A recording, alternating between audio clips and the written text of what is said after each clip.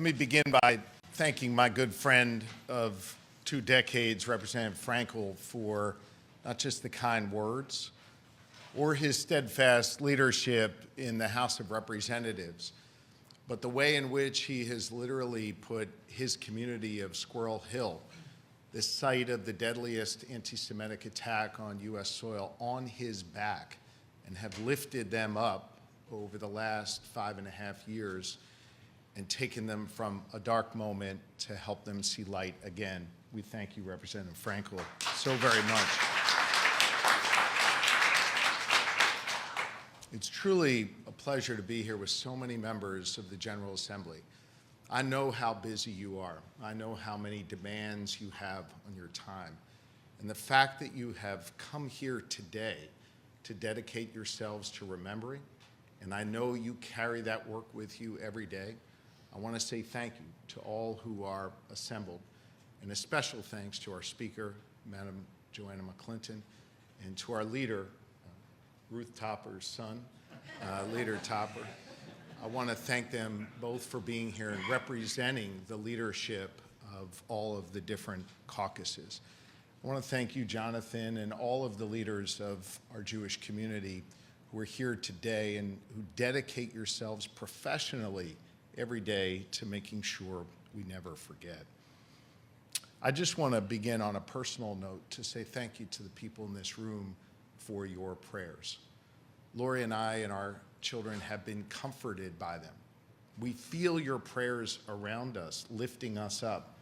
The prayers of our fellow American Jews, the prayers of Muslims and Christians and so many others who may not worship a particular God but have found spirituality and want to share that with us. Your prayers have comforted us and your prayers have strengthened us. For all the leaders who are here in this room, those who have earned the trust of their constituents to represent this great Commonwealth, the person I am most happy to see here today is Esther, my friend. Esther and I got to know each other a few months ago when she joined me at the governor's residence as we remembered the Holocaust and dedicated ourselves to Holocaust education and to making sure we never forget. This hero from Reading, Pennsylvania, has told me her inspiring story of survival, and I have dedicated myself to sharing her story and the story of all survivors. And I know we're joined by children and grandchildren of survivors here. I want to say thank you very much, Esther, for your courage. Thank you very much for making sure that the world knows what you and your family went through, the way you hid, the way you survived, the way your family looked out for you. I was so inspired when I met you and so inspired by our time together. Esther and I sat in my office at the governor's residence a few months ago, and she shared her whole story with us. And I asked her at the end, I said, Esther, are you sure this really happened? She looked at me aghast, thinking, what's the matter with this guy?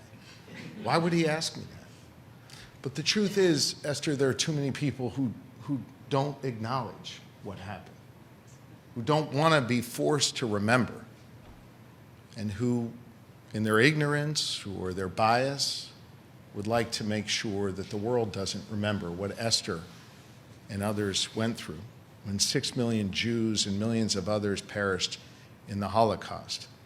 It is on us to not just be here today, but every single day to ensure that Esther's story is shared, to ensure that our school children know about her, to ensure that the adults in the room who are making decisions put policies and laws and other things in place to ensure that our history is taught and that we never forget, so that never again is not just a slogan recited once a year at an event or a reception, but it becomes a way of life for all of us.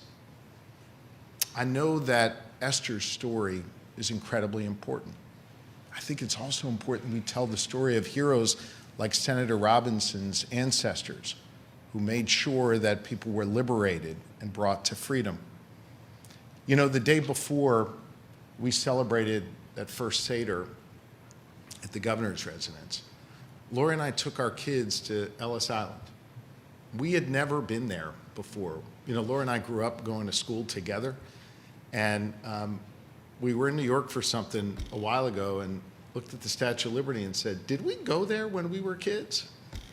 And she said, "No." I said, "I think we have a responsibility to take our kids there."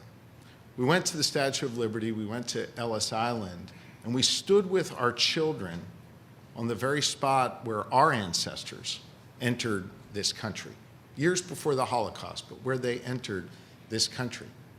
This country has always been open to people of all different faiths and all different walks of life, and we've come together in this wonderful melting pot, this wonderful place that's allowed us to have heroes like the senator's ancestors and welcome people yearning to be free, like Esther and others who fled war and fled bigotry in different places around the world. We wanted our kids to see that as part of the work we are doing to teach them. We want every Pennsylvanian to know those stories of liberation. Yes, to know the stories of hatred that we must never forget, but also the stories of heroes and liberation. It's one of the reasons why my wife, Lori, our First Lady, has dedicated herself to working with the Pennsylvania Department of Education to develop a new and updated toolkit for our educators across Pennsylvania to teach about the Holocaust, the heroes, those who perished, those who survived. That toolkit has now been accessed by 1,600 teachers across Pennsylvania in just the last year since we met right here in the governor's reception room.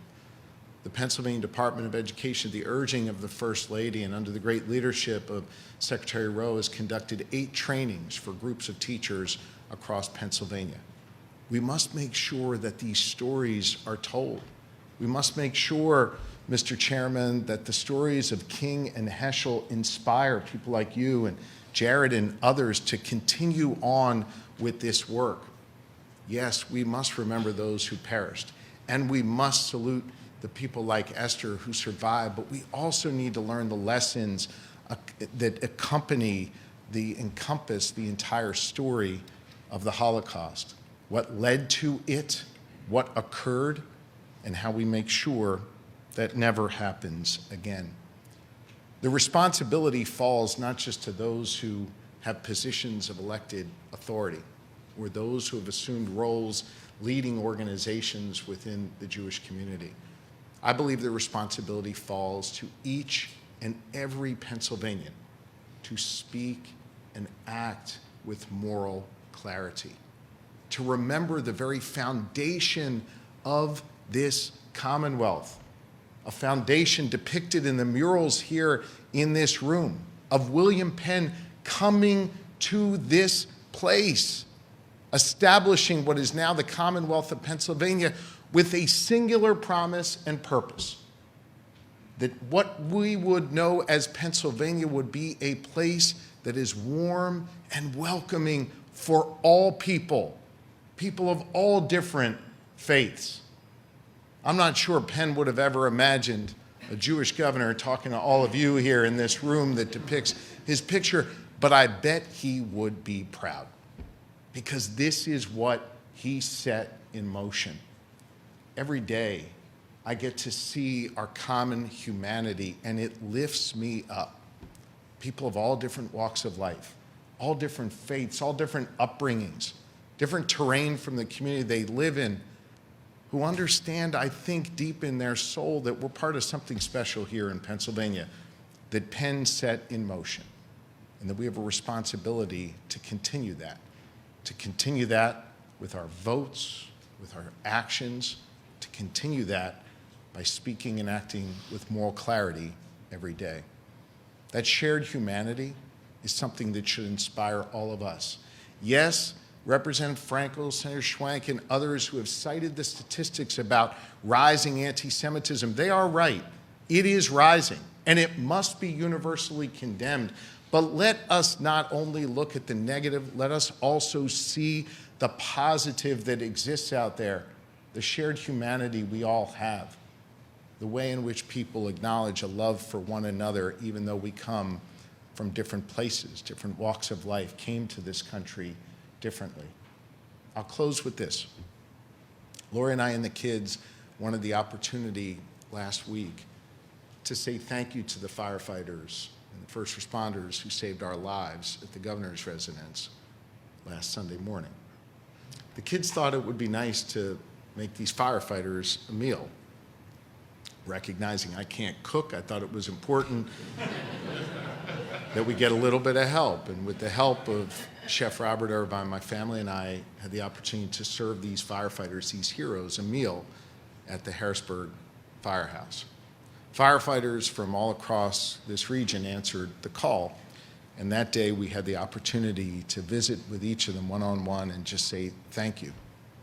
The chaplain from the North Penn Fire Department here in central Pennsylvania came over to me with a letter signed by each volunteer firefighter in their small department. It was a typewritten letter. It was a beautiful message. Each of the firefighters signed it. On the back, this 90-year-old or so Christian chaplain hand wrote a prayer to me and to my family, a prayer of comfort, a prayer to make sure we are watched over by God, a prayer known to me as the priestly blessing, and a prayer that I recite nightly over each of our 4 children and have since the day they were born. We don't worship the same way. We come from different generations. We were raised in different parts of this Commonwealth. We have different jobs, different ways of thinking about different things. But yet, we were bound by a singular chapter in the book of Numbers that we each draw strength from for different reasons and use it for different purposes, but another example of our shared humanity. So as we dedicate ourselves to never again, to always remember, to never forget, yes, let us dedicate ourselves to removing hatred and bigotry from our society. Let's do that work together. Let's also not lose sight of the goodness of this great Commonwealth, how it all started, the point of this place, and the way ordinary Pennsylvanians every single day show up to be there for one another. They're the best of us. We need to take our cues from them. We need to learn from them. I'm honored to be here again after many years of attending this event. It takes on particular meaning, I know, right now.